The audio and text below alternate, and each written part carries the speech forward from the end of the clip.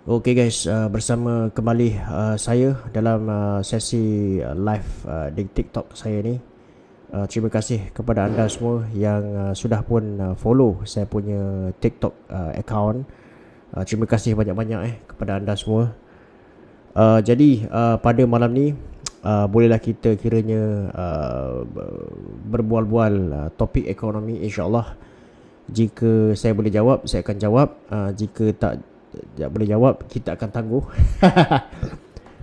Google, hello, apa khabar semua? Terima kasih Google. Suara saya ni clear tak guys? Cuba komen sikit, dengar tak suara saya? Okay, di dalam kesempatan yang ada ni, jadi saya buat live sekejap lah. Okay, tak lama lah buat live sekejap untuk kita berbual-bual pasal perkembangan ekonomi semasa dalam dan luar negara. Dari Pharmacist, Waalaikumsalam. Terima kasih, suara okey. Okey, terima kasih kerana selalu support saya. Dari Pharmacist, terima kasih, clear. Tan Sri King Kaden, okey. Apa khabar Tan Sri? Apa khabar Tan Sri? Crude oil tengah naik, ya, akan tetapi. Okey guys, terima kasih banyak-banyak ada beberapa lah perkembangan-perkembangan terbaru yang kita dapat tengok contohnya macam ada terbaru ni tentang satu statement daripada Rafizi Ramli yang mengatakan bahawa food and beverage price increase main cause of inflation. Okey. Apa yang cuba disampaikan dekat situ dalam kita punya indeks harga pengguna ni, kita punya consumer price index calculation, dia ada satu komponen iaitu restoran. Restoran ni pun dimasukkan dalam pengiraan CPI. Dulu setahu saya restoran tak dimasukkan dalam pengiraan indeks harga pengguna. Tapi sekarang ni dah ada dekat kita punya pengiraan indeks harga pengguna tu dimasukkan sekali restoran. Jadi ke dalam banyak-banyak komponen dalam kita punya pengiraan CPI, Consumer Price Index ni, yang tak boleh nak kontrol sekali adalah price dekat restoran tu. Itu menyebabkan inflasi kita melambung sihat bang? Okey, sihat, terima kasih. Jadi itu adalah faktor utamalah kenapa inflasi kita melambung. Okey guys. Sebab kalau you tengok the rest kita punya CPI tu kebanyakannya adalah daripada barang-barang yang dikawal oleh kerajaan Rich Dad Poor Dad, Robert T. Kiyosaki, terima kasih. Okay. Buku yang bagus lah daripada Robert T. Kiyosaki. Siapa yang belum baca sila baca. Kafe mahal jual kopi mahal bang. Biasalah tu kan. Sebenarnya kadang-kadang bila kita pergi ke sesuatu premis dan kedai ni guys dia sebenarnya bukan apa guys, dia sebenarnya kita bayar untuk environment tu. Kita bayar untuk environment, bukan kita bayar untuk makanan saja, kita bayar untuk environment. Semakin menarik environment tu, semakin environment tu memberikan kita ketenangan, semakin overpriced. Semakin overpriced lah apa yang kita bayar tu. Zack Panzio, Waalaikumsalam. Okey. Abang kenal tak Azri Walter? InsyaAllah kenal. Kenapa menteri tak galakkan? Saya tahulah dia ada Azri Walter ni dia ada akaun dan juga followers yang agak ramai lah. Tapi saya tak kenal dia personally. Saya tahu dia dekat TikTok lah. Kenapa menteri tak galakkan pertanian macam zaman Pak Lah, boleh kurangkan inflasi? Itulah. Sebab sebenarnya majoriti kita punya bahan-bahan makanan ni sebenarnya kita masih import. Jadi kalau kata kita memperkuatkan sektor pertanian kita, jadi kita tak perlulah nak banyak import makanan. Okay, itu adalah something yang saya fikir kerajaan should look into lah. Okay, sebab you all faham yang kita kena tahu kebanyakan food kita, makanan kita diimport daripada luar. Zul 846, salam bang. Waalaikumsalam, terima kasih. Sebab agenda politik, itulah. Selalunya berapa lama kerajaan boleh memulihkan ekonomi kita bang? Itu satu soalan yang saya tak boleh jawab secara spesifik. Sebenarnya nak memulihkan ekonomi ni pun bergantung juga kepada kepada keadaan ekonomi global. Sebab walau apa pun ada dua perkara kan. Satu ialah perkara yang within the control of the government. Satu lagi adalah perkara yang tak boleh dikontrol oleh government. Okay? Jadi kadang-kadang keadaan global economic situation tu pun akan mempengaruhi ekonomi kita lah. Jadi dia kalau keadaan ekonomi global bagus dan pada masa sama kerajaan melaksanakan dasar-dasar yang bagus untuk negara kita, jadi semakin okey lah keadaan ekonomi kita. Apa konklusi dari ucapan Rafizi Ramli bang? Okey tak? Saya sebenarnya kan nak komen pasal Rafizi Ramli ni, saya kadang-kadang serba salah. Dan itulah kadang-kadang bila saya komen pasal saya try my best untuk menjadi neutral sebenarnya kan. Saya try my best untuk, tapi kadang-kadang orang bila saya cakap saya sokong tu, saya bersetuju dengan pandangan seseorang ataupun pemimpin tu, dah dikatanya saya penyokong pula. Kan. Tapi nantilah saya buat satu video lah mengenai pandangan Rafizi. Saya ada mixed views lah, mixed opinion lah tentang, ada sometimes Rafizi cakap tu saya setuju, ada sometimes yang dia cakap tu saya tak bersetuju lah. Tapi pada saya dia kena menjadi lebih, dia kena orang cakap tu, tapi saya yakin lah by time dia akan lebih matang dan dia mungkin akan mengurangkan statement-statement yang berkontroversi lah. Okay? Sebab sometimes ada statement-statement dia tu yang saya rasa tak ada jauh beza pun daripada pemimpin-pemimpin yang lama.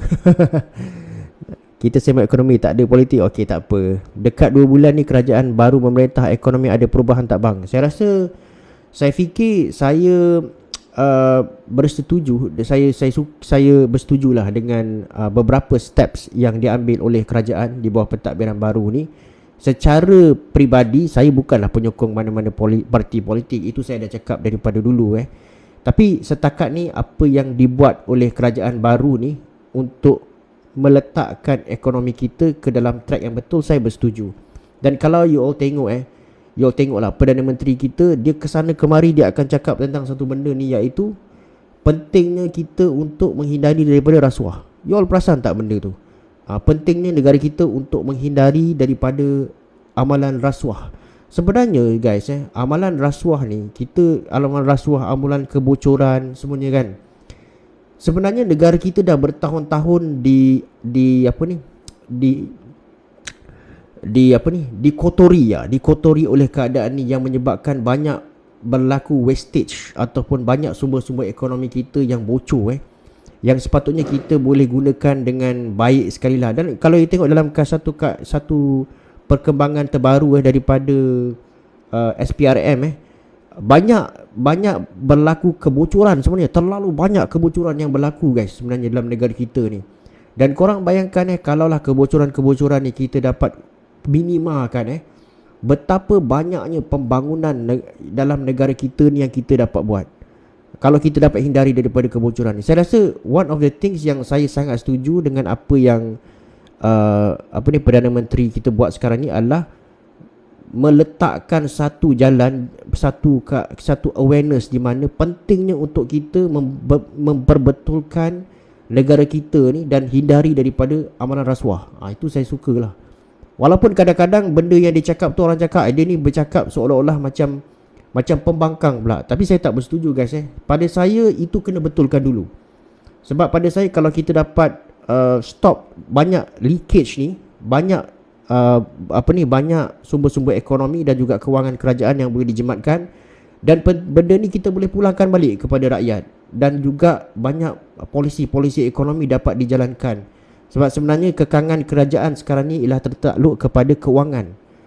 Kita tahu kerajaan mengalami defisit yang teruk sebenarnya kan, dan benda ni boleh diatasi dengan mengurangkan kebocoran. Alright. Simpan perasuah okey tak? Tak okey. Tak okey. Okey. Bang, buku basic apa yang okey untuk belajar ekonomi? Buku basic ni maksudnya adakah anda maksudkan buku tu adalah buku ekonomi untuk orang yang bukan ekonomi ke macam mana? Okey. Bang, pendapat abang tentang perlindungan takaful dengan keadaan ekonomi sekarang. Okey, sebenarnya takaful ni pada saya sangat penting lah. Okey, tapi walau bagaimanapun dia bergantung kepada keadaan kewangan kita kan. Kalau kata you mampu, ambil je takaful, tak ada masalah.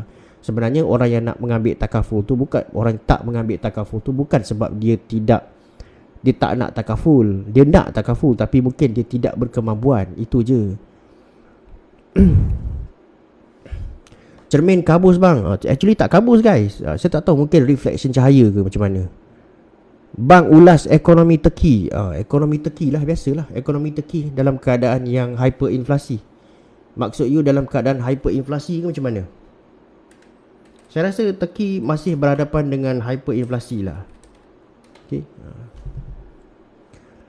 Tapi hyperinflasi dia dah menunjukkan satu rate yang menurun dulu, tapi masih tinggi lah sebenarnya, dalam lebih kurang dalam 70% lebih tu, macam tu. Dan kita kena tengok apa ni, saya sebenarnya dah pernah release lah satu video tentang ekonomi Turki ni pasal hyperinflation dan juga apa sebenarnya yang kerajaan diorang cuba buat sekarang ni. Dan sebenarnya punca kepada hyperinflation ni guys, kalau you nak tahulah dekat Turki ni, adalah kerana Bank of Turkey tidak ada authority untuk change dia punya interest rate.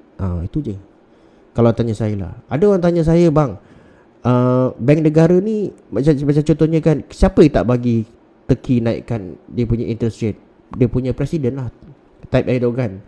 Dan ada orang cakap saya, bang, kenapa Turkey dia punya presiden boleh pula? Orang cakap tu campur tangan dalam urusan central bank dia. Kenapa Malaysia tak boleh? Dia sebenarnya bukan boleh tak boleh guys, sebenarnya nak tak nak je. Kan, maksud saya macam ni tau.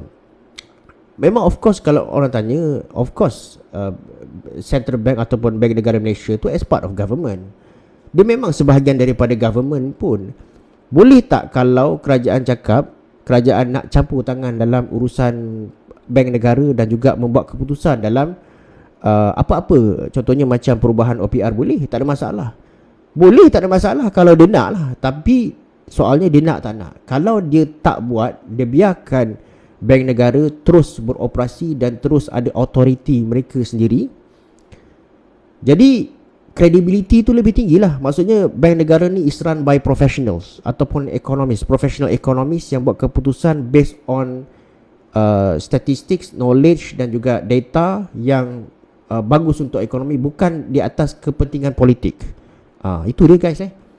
Boleh tak kalau kata kerajaan tiba-tiba cakap, okey, kerajaan nak hantar satu wakil di dalam contohnya Monetary Policy Committee, MPC, boleh, tak ada masalah.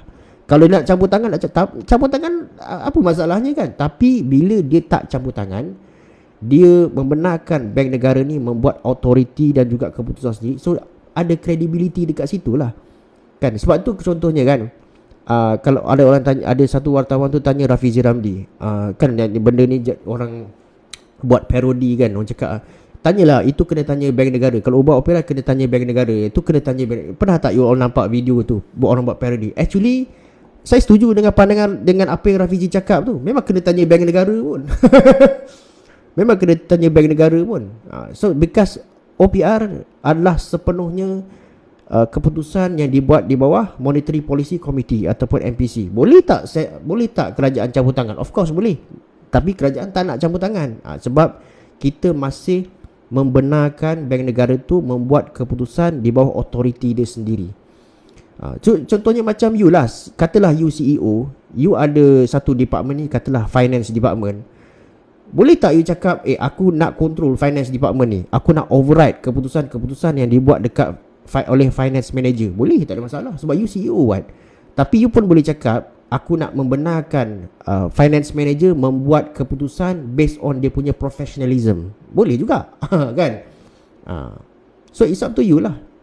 That's why dalam keadaan ekonomi Turki ni, dia bukan ekonomi, bukan Bank of Turkey tak nak naikkan interest rate tu, tapi dia Presiden dia tak bagi naikkan interest rate. You boleh baca benda ni, you boleh baca guys. You boleh baca. Okay, you boleh baca. Okay, you boleh baca guys. You boleh baca. You boleh baca dalam Google, you boleh baca dia punya history of Turkey punya central bank. Kenapa dia tak naikkan interest rate? Because presiden ni tak bagi. Benda ni you boleh Google, you boleh baca. Okay. Dan bila dalam satu ekonomi tu, dia punya convention, dia punya traditional ways of controlling and managing inflation adalah when the inflation start to rise, the central bank must increase interest rate. Ini adalah traditional monetary policy. Sebab tu kalau dekat sekarang ni, kalau you tengok dekat mana-mana negara, you nampak tak kira lah Switzerland ke, you nampak Switzerland is increasing dia punya interest rate, raising rates. Sama macam Japan. Saya pernah buat satu video guys pasal Japan increase interest rate. At the end of the day, dia terpaksa juga increase dia punya interest rate melalui pasaran bond. At the end of the day, it's the same thing. Inflation start to rise, the central bank must increase interest rate. Kalau dia tak stop the inflation by increasing interest rate, maka inflasi itu ada potensi dan ada resiko untuk bertukar menjadi hyperinflation. Bila dia dah bertukar menjadi hyperinflation, akan menjadi sangat susah untuk kontrol. Okay. Sebelum dia bertukar menjadi hyperinflation, bank negara ataupun mana-mana central bank dekat dunia ni, dia kena stop inflation tu dengan raising interest rates. This is traditional monetary policy, because when the central bank increase the interest rates, so the circulation of money, supply in the economy will be reduced, dan itu menyebabkan orang kurang berbelanja, dan itu akan stop inflation. Of course, dalam menangani inflation ni memang dia ada pain dia. Tapi kalau kita tak control tu dengan raising interest rates, maka nasib kita pun akan menjadi macam Venezuela, Argentina, Turkey. Itulah dia guys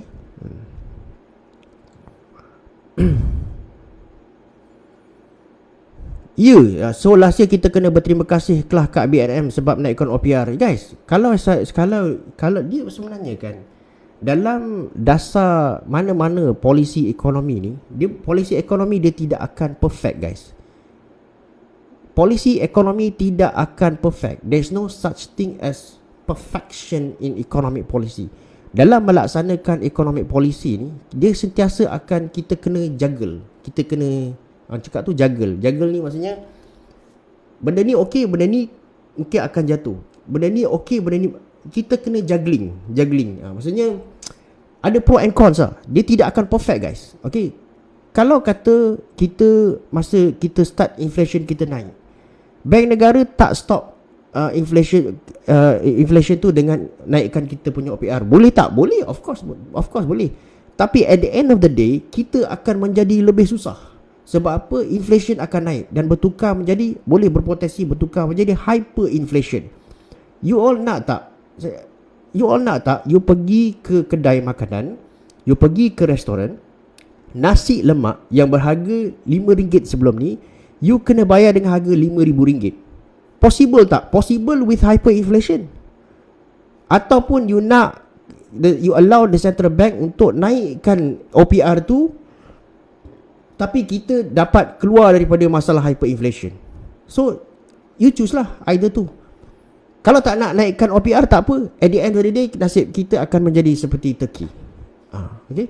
Nasib kita akan menjadi seperti Venezuela. Okay? Dan ada satu soalan dekat saya punya TikTok video tu, saya tak sempat jawab ni. Kenapa mana-mana central bank ni, jika kata tak cukup duit dalam ekonomi, kenapa dia just tak print duit? Kenapa dia tak continuously print duit? Sebenarnya guys, kalau central bank, mana-mana central bank pun, dia nak continuously print duit, boleh, tak ada masalah. Boleh je. Sebab kita punya duit ni bukan fiat money, bukan disandarkan kepada emas pun.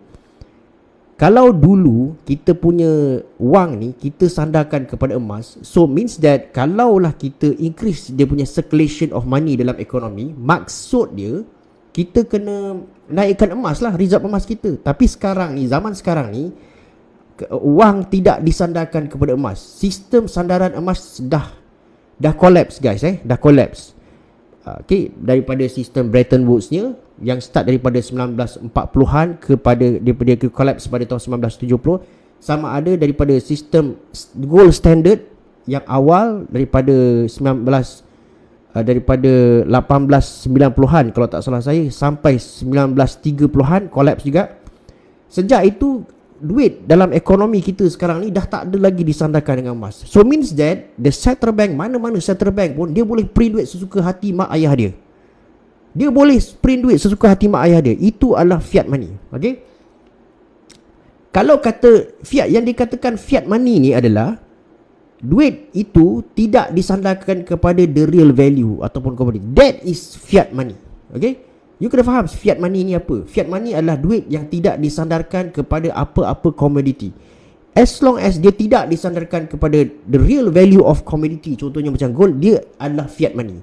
Kalaulah duit kertas kita tu start di backing ataupun disandarkan kepada gold, kita dah tak boleh panggil dia sebagai fiat money guys. Dalam konteks ekonomi dunia sekarang ni, kebanyakan negara dia akan menggunakan fiat money, iaitu the central bank boleh print sesuka hati duit mak bapak dia, mak ayah dia boleh print, tok nenek dia boleh print. Tetapi yang menghalang dia daripada terus print duit adalah inflasi. Kalau dia terus print duit, akibatnya negara tu akan berhadapan dengan keadaan inflasi yang teruk. Contoh terbaik adalah Venezuela. Okay, contoh terbaik adalah Venezuela.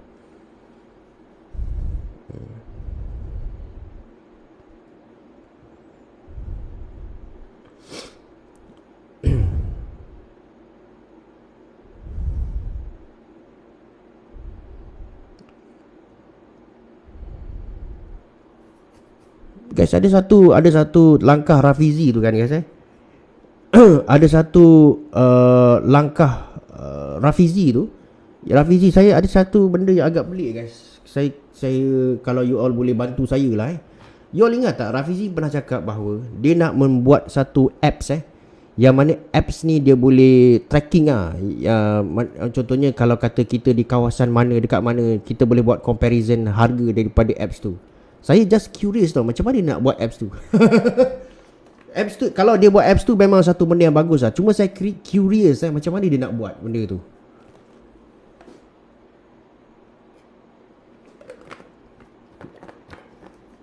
Kalau dia boleh buat benda ni memang power lah guys.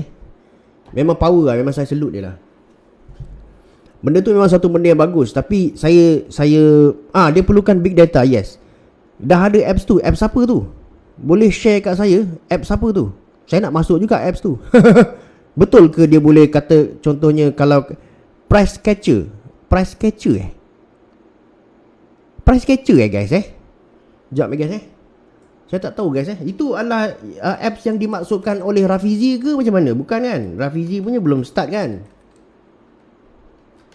Ada guys? Kalau saya masuk price catcher ni, saya boleh tengok ke? Itu price catcher ni daripada KPDN HEP. Okay, terima kasih guys yang share. Belum start lagi tau. So price catcher ni saya tak tahulah. Saya tak pasti. Tengok sini daripada dia pun ada juga guys sebenarnya. Kalau kita tengok price catcher ni, betul lah, perbandingan harga mengikut premis. Betul lah. Tapi saya tak pergi ke dalam lagi lah. Boleh nampak barang-barang ke guys kat sini? Guys, kalau kata dah ada apps macam ni, price catcher macam ni, kenapa dia tak improve aja apps yang macam ni? Kenapa nak kena buat apps baru guys? Itu saya tak faham kadang-kadang dengan polisi kan. Tak payah pakai ad pergi 99 Speedmart. Baru start live ke bang? Saya dah start daripada pukul 11 tadi. Yang Rafizi punya apps nama lain. Okay, kita tunggulah. Kadang-kadang kan saya tak faham tau. Kadang-kadang contohnya macam price catcher ni kan, ini kan dah ada apps kan guys. Kenapa kita tak improve aja apps yang ada ni untuk kita ni? Sebab ini pun apps daripada KPDN HEP. Dan Rafizi cakap dia nak buat apps baru tu. Kadang-kadang saya tak faham. That's why kadang-kadang some of the government policy ni yang kita tak faham adalah benda tu dah ada kadang-kadang, tapi dia tak nak improve, dia buat benda baru. Itu saya tak faham. Apps baru kan. Kenapa dia tak improve aja apps yang ada daripada KPDN KK ni kan? Kan lebih ni kan, lebih menjimatkan kos kan. Kenapa nak buat apps baru Dia tak mention apps baru. Dia tak mention apps baru pula. Data price catcher patut tambah. Yelah, patut tambah baik lah. Pada pandangan saya, apps yang dah sedia ada ni patut tambah baik lah. Improve je. Kan kita dapat menjimatkan kos. Betul lah guys. Itu kadang-kadang saya tak faham PG nak tu PG nak tunjuk pandai kan. Lagi satu macam yelah, tiba-tiba nak buat apps baru. Kadang-kadang saya tak faham kadang-kadang. Itu adalah satu trend yang lama kadang-kadang saya tengok daripada government terdahulu pun ada. Benda tu dah ada guys Kenapa kita tak improve aja benda tu?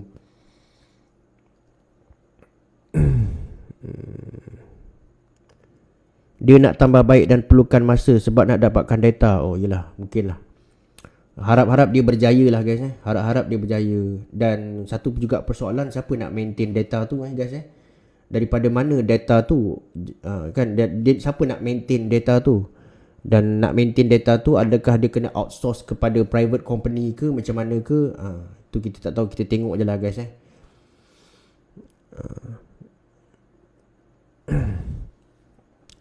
Macam mana price elasticity explained by Rafizi bang? Saya dah ada buat satu video tu, price elasticity kan. Nanti boleh tengok balik lah. Price elasticity ni pada saya, kalau tanya saya lah, Rafizi tak payah komen lah pasal price elasticity tu. Dia benda-benda yang teknikal ni sebenarnya, kalau tanya saya tak perlu pun being explained and comment by the economic minister pun. Pada saya just cakap benda yang patut yang kerajaan sedang buat, akan buat. Pada saya okey, benda tu dah cukup lah. Invoke nanti maintain. Itulah, nanti dah jadi conflict of interest pula kalau invoke yang maintain kan. Bursa saham yang maintain data tu. Mana-mana apps pun kena pakai vendor. Yes, kan. Mana-mana apps pun kena pakai vendor guys. Bang, apa polisi ekonomi Anwar Ibrahim? Okey, sebenarnya polisi ekonomi Anwar Ibrahim ni saya masih terlalu awal nak komen guys Tetapi kita akan dapat dia punya bayangan dan gambaran dia apabila bajet dibentangkan pada bulan depan. Okey, sama-samalah kita bersabar guys Itu pada bulan depan nanti kita boleh tengoklah dia punya bayangan bajet tu macam ni. Kita nampak dia punya apa ni? Dia punya ekonomi tu macam mana, dia punya polisi ekonomi Anwar Ibrahim ni macam mana apabila dia bentangkan bajet. Bajet ni sebenarnya adalah satu petunjuk lah, sebab dia akan memberikan penekanan dekat mana kerajaan akan banyak berbelanja. Dekat situ kita nampak lah penekanan tu dekat mana, dan dekat situ kita nampak gambaran tu macam mana. So kalau dah selepas bentang bajet, saya akan komen pasal benda ni. Okay. Tapi untuk sekarang ni masih terlalu awal lah. Okay. Sebab bajet pun belum bentang, jadi kita tak nampak dia punya hala tuju tu kat mana.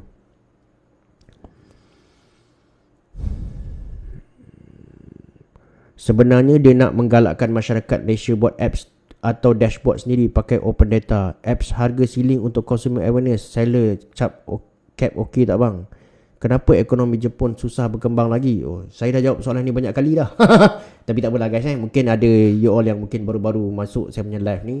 Ekonomi Jepun tidak berkembang lagi sebab sejak tahun 1990-an, dan di mana masyarakat dia sudah tidak produktif lagi. Sejak 1990-an lah, dia punya masyarakat, dia punya rakyat dia dah tak produktif sejak daripada 1990-an. Kenapa dia tak produktif? Sebab warga tua, masyarakat tua, rakyat yang berumur dikira anggap tua lah, dalam senior citizens lah dekat Jepun ni, dalam peratusan yang tinggi. So kita panggil dia sebagai aging population. So bila dalam sebuah negara tu dia punya peratusan rakyat, warga senior citizen ataupun warga tua tinggi, jadi dia tak produktif lah. Sebab tu Jepun dia sedang melaksanakan satu polisi di mana dia menggalakkan rakyat dia untuk tambah baby. Okay. Jadi kalau ada baby, setiap baby tu dia akan bagi duit. Rafizi nak jimat duit kerajaan tu, adjust bahagian demand je, tak buat supply. Produktif merangkumi apa? Produktif ni Yelah, kalau kata contohnya, kalau kata tenaga contohnya banyak rakyat yang muda-mudi kan, of course kita akan buat kerja laju kan, betul tak guys kita akan buat kerja laju kan, kita lebih produktif, kita lebih energetik, betul tak? Kalau kata, that's why kalau company tu akan lebih produktif lah kalau kata warga muda banyak kan. Tapi kalau warga tu banyak, tak produktif lah. Dari segi kerja-kerja yang agak berat pun mungkin dia tak boleh buat. Tapi kalau warga muda, of course energetic, dan energetic tu akan ditranslatekan kepada productivity. Pergi Jepun bercucuk tanam. Okay. Lagi satu saya ada dengar, guys, you all ada dengar tak yang mana kerajaan kata dia nak apungkan, dia nak apa ni, mengapungkan dia nak mengapungkan ataupun nak menyemak semula harga siling ayam dan telur. Itu yang saya baca lah, terbaru daripada Datuk Salihuddin. Okay. Itu saya baru baca, dia mungkin akan menyemak kembali harga siling untuk ayam dan telur. Ini pun kita kena alert juga guys Dan kalau diapungkan harga shilling ni, mungkin ada kemungkinan lah bahawa harga ayam dan telur ni dia akan pergi kepada harga pasaran. Dan mungkin dia akan diapungkan lah, maksudnya dia akan lebih tinggi jugalah, tinggi sikit lah, bergantung juga kepada penawaran lah. Dia cakap supply dah cukup. Okay, betul, okay. Okay guys, saya nak komen kat sini je Dia cakap supply dah cukup, nak buang harga shilling. Okay guys, dia macam ni guys Sebenarnya apabila ditetapkan harga siling ni, you all tahu tak harga siling ni maksudnya apa? Harga siling ni maksudnya adalah harga yang ditetapkan oleh kerajaan tu di bawah harga pasaran. Okay? Contohnya harga pasaran, katalah contohlah RM10, harga siling adalah di bawah harga pasaran, iaitu katalah contohnya RM9. Dia tak boleh di atas harga pasaran, dia mesti kena di bawah harga pasaran. Itu kita namakan sebagai harga siling. Dan apabila harga siling ditetapkan, dia akan ada satu masalah. Masalahnya adalah kekurangan penawaran dalam ekonomi. So that's why bila harga shilling ditetapkan, masalah utama adalah barang takkan cukup. Okay guys masalah utama barang takkan cukup kalau ditetapkan harga shilling. Ini adalah normal problem bagi harga shilling. Dan apabila kenapa harga shilling tu disebabkan penawaran tak bertambah, dan that's why harga shilling tu akan ada masalah. Biasanya ini adalah masalah yang berkait dengan harga shilling. Tapi rakan tetapi kalau kerajaan dapat menambah supply atau menambah penawaran dalam ekonomi barang tersebut, jadi bila kerajaan release harga shilling tu, harga tu tak naik. Faham tak guys ke korang nak aku lukis? Kan, kalau penawaran tu stabil, bila penawaran tak stabil guys kerajaan lepaskan harga shilling, harga akan naik. Tapi kalau penawaran tu stabil, bila kerajaan lepaskan harga shilling, harga tu tak naik. Kalau dia naik pun dia naik sikit je. Bang nak tanya, Malaysia boleh keluar dari recession? Sebab dulu ramai orang sebut pasal recession. Dia sebenarnya recession tahun 2023 ni pun dia bukanlah sesuatu yang maksudnya sesuatu yang pasti for certain kita akan mengalami recession, tak guys Sebenarnya bila kita katakan sebagai economic recession, guys, boleh bantu saya tak nak tap screen, kasih up sikit likes tu kepada sekurang-kurangnya 10k ke, bantu saya guys jadi saya taklah mengantuk. Okay, jadi saya lah ada energy sikit guys bagi saya semangat sikit lah guys, bantu saya untuk tap screen. Apa saya cerita tadi dah lupa dah. Bila penawaran stabil, harga pun stabil ke? Ya betul. Bila penawaran stabil, harga stabil lah.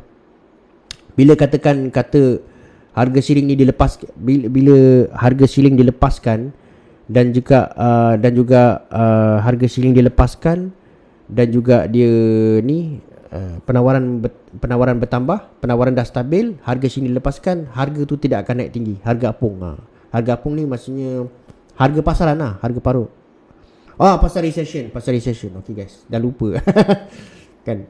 Okay guys, pasal recession ni, bila kita katakan the global economic recession, tak semestinya satu dunia akan mengalami economic recession. Walaupun kita menggunakan perkataan global dekat situ, Dia tidak semestinya kan. Ada negara yang terlepas daripada economic recession.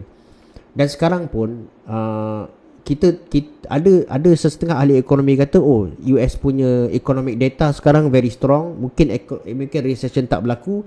Tapi ada juga yang cakap US punya risiko daripada economic recession ni akan ada, tetap ada. Dan juga tapi kita sampai sekarang ni US belum lagi masuk ke, nak kata dia mengalami severe economic recession pun tak juga kan. Dia mengalami turun naik sebenarnya. Tetapi ekonomi tu tidaklah strong macam dulu kan. Jadi sama ada Malaysia boleh lepas ataupun tidak daripada economic recession ni, kita pun tak boleh nak cakap guys. Dia bergantung juga. Sebab kalau korang tengok kita punya economic relationship dengan US punya ekonomi, dia sangat kuat guys, sangat strong. Masa US kena economic recession pada tahun 2008, yang dia punya housing mortgage crisis tu, kita kena juga economic recession pada masa tu. Jadi susah guys nak cakap tapi macam biasalah kan, bila berlakunya economic recession, apa yang kerajaan buat biasanya kerajaan akan berbelanja lebih. Kerajaan akan berbelanja lebih untuk spend lebih banyak duit dalam ekonomi, dan itu akan mengurangkan kesan recession lah. Tapi kalau berlaku recession, kita tak boleh nak cakap kita boleh keluar sepenuhnya dengan perbelanjaan kerajaan lah. Tapi itu boleh mengurangkan impact dia. Okay guys, banyak soalan tadi berkenaan boleh tak abang recommendkan buku-buku ekonomi yang yang boleh dibuat bacaan. Guys, tak apa guys, disebabkan soalan ni dah terlalu ramai orang tanya saya, tak apa. Nanti saya akan buat satu video. Saya akan recommendkan you all buku-buku ekonomi yang you all boleh baca lah. Okay, InsyaAllah guys InsyaAllah besok saya boleh keluarkan video tu lah. Sebab orang dah terlalu ramai tanya kan. Jadi saya kena release satu video. Saya akan recommend lah beberapa buku-buku ekonomi yang you all patut baca. Dan especially kalau you all bukan daripada background ekonomi, dan kepada you all yang bukan daripada background ekonomi, you all nak baca buku ekonomi, tolong jauhkan, ni nasihat saya, tolong jauhkan buku-buku yang ditulis oleh academician. Tolong jauhkan. Sebab academician dia akan menyentuh soal data, dia akan cakap benda-benda teknikal yang you all mungkin tak boleh faham. Okay? Jadi you all bacalah buku-buku yang ditulis oleh biasanya orang-orang yang ada, orang cakap tu, dia bukan daripada golongan academician, tapi dia boleh bercakap pasal ekonomi. Pada saya itu lagi bagus lah. Kalau kita baca buku academician, memang kita susah nak faham. Kalau you all ni memang daripada background economics, tak apa. Tapi kalau you all bukan daripada background economics, you akan ada masalah nak faham dekat situ. Okay guys sebab biasa academician sendiri dia akan bercakap pasal data lah. Data dan juga banyak bukti lah kan. Jadi benda-benda tu kita akan pening sikit lah. Nanti saya akan sharekan guys saya buat satu video, saya akan sharekan you all. Bro, you ada tulis buku ekonomi? InsyaAllah saya sedang siapkan. Saya sedang siapkan buku ekonomi saya. Buku ekonomi saya ni saya tujukan khas. Belum siap lagi guys. Sekarang ni masih dalam proses saya siapkan.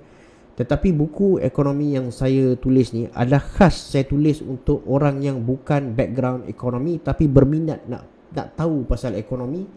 Jadi saya tujukan khas buku ni kepada korang semua yang bukan daripada background ekonomi tapi nak tahu pasal ekonomi. Jadi bila korang baca, korang baca buku tu, dan korang baca buku-buku yang baca berita. Bila korang baca buku tu, korang baca berita, korang tahu apa berita tu cakap. Itu adalah objektif yang saya cuba nak sampaikan dekat situ. Bang, bila nak release buku ekonomi abang? InsyaAllah. Tunggu ya. Saya tidak ada spesifik target, tapi saya tengah siapkan. Dan saya akan, kalau siap nanti insyaAllah lah saya akan buat announcement lah. Okay. Pasal buku tu jangan buat live pula. Buat gambar banyak bro. Buat gambar banyak, buat carta banyak dalam buku tu insyaAllah saya banyak buat carta, chart. Saya tak buat keluk lah guys sebab keluk ni is going to be technical. Kadang-kadang orang ekonomi je faham keluk, tapi saya banyak gunakan carta ataupun chart lah. Chart ni you all boleh faham kan, taklah susah sangat, tak technical sangat. Sebab saya tak nak gunakan keluk lah untuk orang bukan ekonomi. Nanti orang bukan ekonomi mungkin tak boleh faham kan. Tapi saya nak, contohnya dulu masa saya apa ni, sebelum saya belajar pasal ekonomi, masa tu tahun 1997, 98, dekat berita selalu bercakap tentang capital control kan. Masa tu kan ada kemelesatan ekonomi, capital control kan. Saya baca capital control, tapi satu kejadah saya tak faham apa benda. Tapi bila saya belajar dan saya habiskan study ekonomi saya, baru saya tahu capital control tu apa. So that's why kalau kita baca berita ni guys, tapi konsep tu kita tak faham, susah. Kita pun tak faham juga kan. Contohnya macam harga shilling. What is harga shilling? Kalau kata orang ekonomi, of course dia akan tahu. Tapi kalau orang bukan ekonomi, konsep harga shilling tu macam mana? Mungkin dia tak tahu, dia tak faham kan. Jadi kalau kita baca berita, kerajaan akan melepaskan harga shilling. Apa benda harga shilling ni? That's why mungkin orang ekonomi orang bukan ekonomi ada masalah sikit nak faham dekat situ.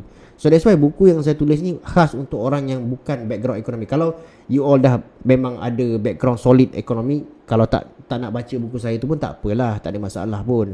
Tapi itu buku tu banyak saya terangkan dalam konsep layman's term, bahasa-bahasa simple yang kita boleh faham. Okay.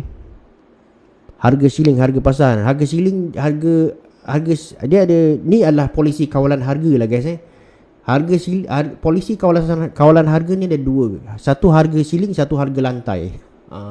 Itu adalah polisi kawalan harga lah. Harga shilling, harga lantai. Harga shilling ni maksudnya dia akan tetapkan di bawah harga pasaran, harga lantai di atas harga pasaran, dan setiap tu ada objektif yang tersendirilah. Keluk tu apa? Keluk tu adalah curve. Orang yang belajar ekonomi dia mesti faham, dia mesti tahulah. Dia keluk ni adalah curve. Curve ni maksudnya satu garis lurus yang melengkung. Okay, satu garis lurus yang melengkung. Apa jadi jika recession dan inflasi berlaku pada waktu yang sama bang? Jawabnya stagflasi. Stagflation. Okay, stagflasi itu adalah terms dia. Recession dan juga inflation berlaku pada okay bang, saya dulu sedih. Okay, tak apa. Keluk anjal dan tak anjal tu apa? Tu susah guys. Saya nak explain keluk anjal tak anjal tu kena lukis. Okay guys, saya ada sharing saya ada keluk permintaan, keluk penawaran ya. Saya ada kongsikan buku saya tu guys iaitu 21 kunci membina tim tu. Kalau kata you all berminat nak baca buku tu, saya bolehlah klik dekat saya punya shop tu, bolehlah dapatkan buku tu guys jadi itu adalah buku yang saya tulis lah, di mana itu adalah peringkat awal dulu masa saya berniaga dan memulakan perniagaan saya sendiri, dan saya sampai sekarang ni saya berniaga lah. Itu dalam buku tu, yang buku warna merah tu, dia adalah buku yang saya ceritakan kisah saya yang awal lah. Apakah benda yang saya buat, benda betul yang saya buat lah. Okay. Jadi siapa yang dah membeli buku tu, saya ucapkan terima kasih kepada anda. Ini adalah khas untuk anda yang mungkin cuba baru-baru nak berniaga, menjual produk jenama orang lain, boleh baca buku tu guys Sebab guys bagi saya lah, ni pandangan saya lah. Mungkin pandangan orang lain beza, tapi pandangan saya adalah untuk kita menambah, penting untuk kita menambah kita punya income dan juga pendapatan kita ni. Sebab apa guys bagi saya lah, one of the way untuk kita memajukan diri kita, untuk kita pergi ke depan adalah untuk kita belajar berniaga lah. Itu pada saya is very important. Benda ni tidak ditekankan sangat, tapi actually sangat penting guys Support Bukit Seru, terima kasih banyak. Okay, siapa yang dah support tu, saya ucapkan terima kasih guys kepada anda semua. Terima kasih banyak-banyak. Saya nak belanja niaga. Okay, boleh. Venezuela ada harapan perbaiki ekonomi. Susah. Kalau tak saya, Venezuela ada harapan perbaiki ekonomi lagi ke bang? Agak suka guys. Bila sesebuah ekonomi ni dia dah pernah masuk ke dalam ambang hyperinflasi, untuk perbetulkan balik susah guys Susah guys. Tapi you all nak tahu tak, Germany pernah berhadapan dengan masalah hyperinflation.